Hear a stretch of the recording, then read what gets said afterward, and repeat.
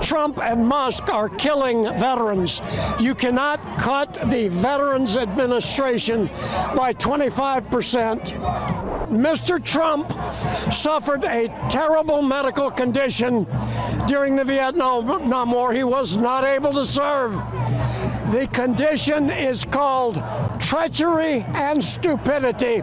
So we're all going to be suffering at the hands of not necessarily this puppet, but the interests that are in control, including this guy.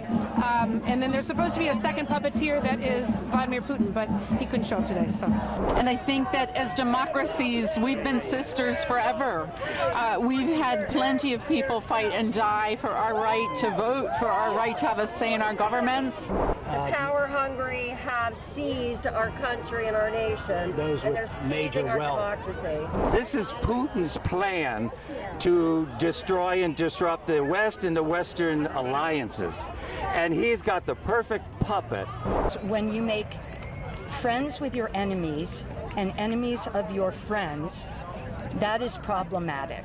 And I am here to support all those people who are fighting for their jobs, for their health insurance, for Medicare, Medicaid, Social Security, housing, interest rate, food, $8 a dozen eggs,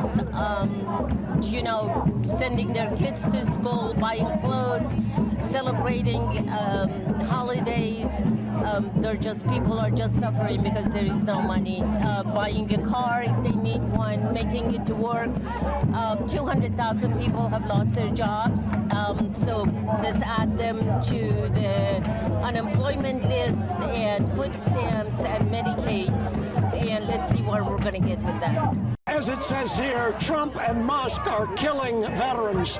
You cannot cut the Veterans Administration by 25%, already done, and try to shrink it down to 50%. You cannot take people who have fought and become wounded and have long-time illnesses, PTSD, and who are in our veterans' hospitals and boot them out onto the street.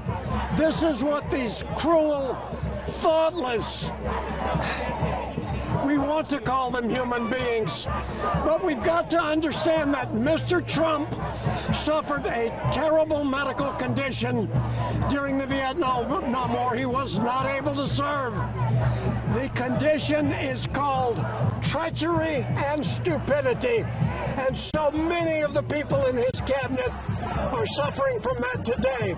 I don't mean to be unkind to them, but they are ignorant and know not what they do. The last time someone said that, dear God, forgive them, they know not what they do. It was the last person who was standing up for humanity. So we have to realize this. And we have to honor our journalists and our videographers who are taking this message worldwide. Right. Now on Wednesday, the tariffs were imposed and announced. There was worldwide, there was a shock. Allies were again in shock. Allies like India, who could be great partners when you have to counter China. What do you have to say on that? I've lived in Calcutta for almost 2 years. Today it is Kolkata. It is Kali's city, a city where a goddess, a great and powerful feminine force, still resides. That force resides all over India, and it resides all over the world. I am standing on the shoulders of my Mother Earth today, and all of these developing and fellow countries who understand the crimes that are going on in the United States are standing beside us. All of us, 20, 30, 40,000 people here at the Washington Monument today are saying, this will not stand. This fellow Elon Musk, this fellow Don Trump, they are going to go down in history just like Benedict Arnold as criminals. When they blockaded U.S. aid, that is called murder by starvation. These people cannot be allowed to remain in power, and as the laws of the United States begin to take effect, these people are going to be going to jail. I think the extreme tariffs that Trump announced are a wake-up call to Americans and to people all around the world to understand that he is a destructive force. He aims to be a dictator. His policies are not good for Americans, and they are not good for our allies and trading partners, including people in the developing world, especially big democracies like India. We should be working with them as partners, not imposing tariffs that will make Americans poorer and make people in India poorer. I might want to call strong men who are really dictators. And he, from the top? Yeah. Trump likes strong leaders. Most of them are dictators. He's shown an affinity for Prime Minister Modi, who of course is democratically elected. I'm hoping that Prime Minister Modi will reach out to Donald Trump and explain to him that these tariffs are bad for Americans and bad for the people of India, bad for everybody in the world. We are on the brink of a global depression, which will be especially hard for poor people around the world. And I hope that Prime Minister Modi will make that clear to Donald Trump. Came today with my Trump puppet, which I've been developing with a lot of help, because I actually don't typically make puppets. But the idea of the puppet is that our leader, our president, Trump, is a puppet of other interests, and with the tariffs this week, for example, they're just a tool to dismantle our country for other interests, which are those that are manipulating this leader who gets to sign executive orders and have stuff happen. So we're all going to be suffering at the hands of not necessarily this puppet, but the interests that are in control, including this guy. And then there's supposed to be a second puppeteer that is Vladimir Putin, but he couldn't show up today. So, What does it mean for allies like India, who are so important to counter China? yeah, I mean, for me, just from my layperson perspective, I'm worried about the impact on my own, ability to pay my bills, but also in our standing in a world, a global economy, but also a global society. That I feel a lot of shame for what is representing our country right now, and I just look forward to a time when we can finally come out of it. And I'm really honored today to greet my brothers and sisters across the globe in India. I have a great love for your country.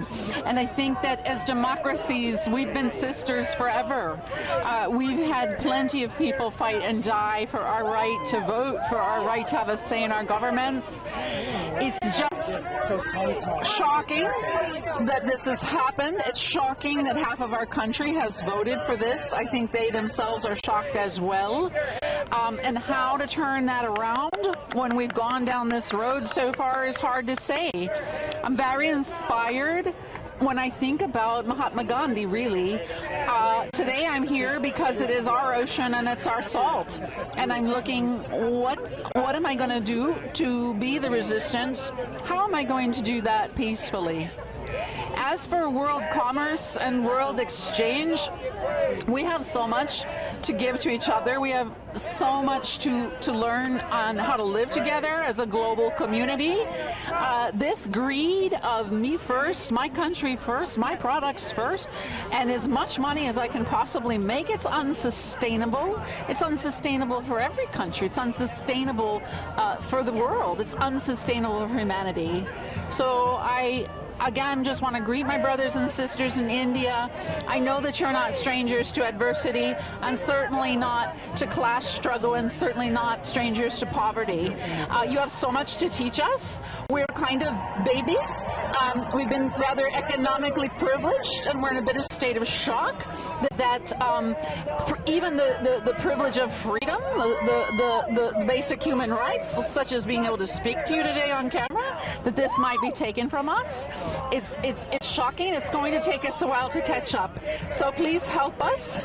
You're further down the road. You know the ocean better. You've tasted this salt yourselves. We're going to learn. We'll join you there. Please have faith in us, and we'll pray for each other. We're here because our democracy is being stolen by this administration or regime, and we wanted to make a very bold statement showing different aspects of what's happening now with the Trump administration, And so as you see here, this is self-explanatory. We have someone that wants to be a dictator trying to run our country as if he's an autocrat. This is, I think, the hands-off, everything that the administration is trying to do right now, putting their hands on everything, stripping us of all of our rights as a country. I'm not sure what. When this country was founded on the openness of gathering the huddled masses of those who were distraught, those were put down, those who were disadvantaged, and our country was open to those seeking asylum. We feel now that our country, who was at one time harboring the masses, are now being punished for that, and feeling almost as if the Statue of Liberty and liberty itself is no longer welcome here. And it's disheartening especially for somebody who grew up in a household where everybody was welcome, to now feel like people in this country some people are no longer welcome.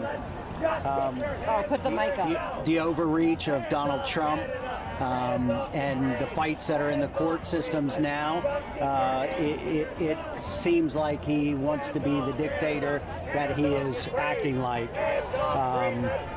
The brolarchy is really demonstrates how those who have the power hungry have seized our country and our nation, those and with they're major seizing our wealth. democracy.